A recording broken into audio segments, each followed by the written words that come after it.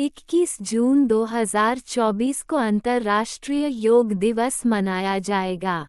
हर साल इस दिन को एक खास थीम के साथ मनाया जाता है।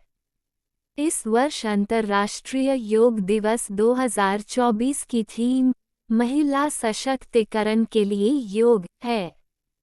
जीवन में योग एक स्वस्थ और संतुलित जीवन शैली को प्रोत्साहित करता है।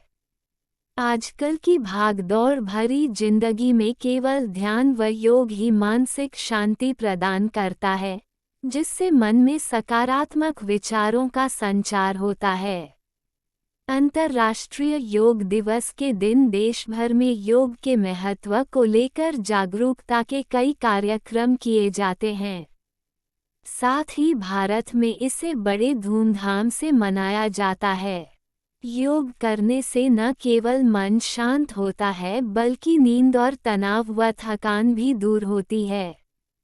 ये शरीर को स्वस्थ बनाने के साथ साथ मांसपेशियों को भी मजबूती प्रदान करता है। आपको जानकर हैरानी होगी कि योग के मामले में भारत विश्वगुरु है। यही नहीं, भारत ने ही योग को अंतर्राष्ट्रीय स्तर पर पहचान दिलाई है। लेकिन क्या आप जानते हैं कि योग के जनक कौन थे? आखिर किसने योग की शुरुआत की थी? अगर नहीं तो आइए जान लेते हैं। कौन है योग के जनक? महर्षि पतंजलि को दुनिया का पहला योग गुरु माना जाता है। उनकी रचना योग सूत्र ने योग के अभ्यास और दर्शन पर गहरा प्रभाव डाला है, जो सदियों से इसकी प्रगति को आकार दे रहा है। उन्होंने योग के 196 मुद्राओं को आम लोगों के लिए सहेजा है। महर्षि पतंजलि के जन्म को लेकर कई कथाएं मौजूद हैं। इनमें से एक है कि वो पुष्यमित्र शुंग 195 से 142 ईस्वी के शासनकाल में हुए थे और उनका जन्म उत्तर प्रदेश के गोंडा में हुआ था। माना जाता है कि यहाँ जन्म लेने के बाद पतंजलि काशी में बस गए थे। काशी में पतंजलि पर इतनी आस्था था कि उन्हें शेषनाग का अवतार माना जाने लगा।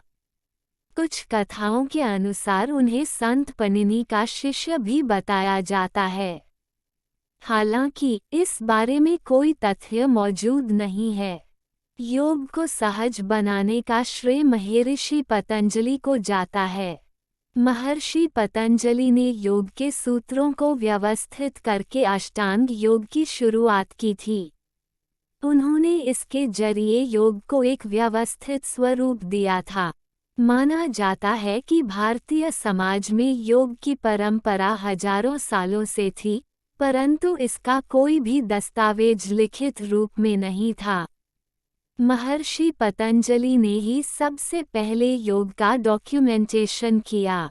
उन्होंने अष्टांग योग, जिसमें यम, नियम, आसन, प्राणायाम, प्रत्याहार, धारणा, ध्यान और समाधि शामिल हैं।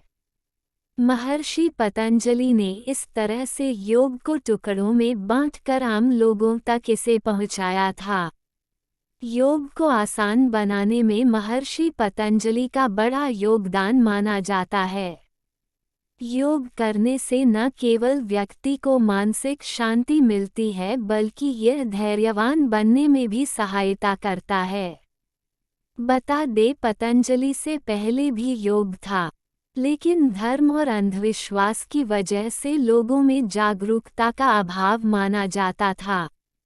उन्होंने योग को धर्म और अंधविश्वास से बाहर निकाला। धीरे धीरे इसे आम लोगों तक पहुंचाया। महर्षि पतंजलि ने योग को ध्यान के साथ भी जोड़ा, जिससे मानसिक ताकत का स्तर बढ़ सके।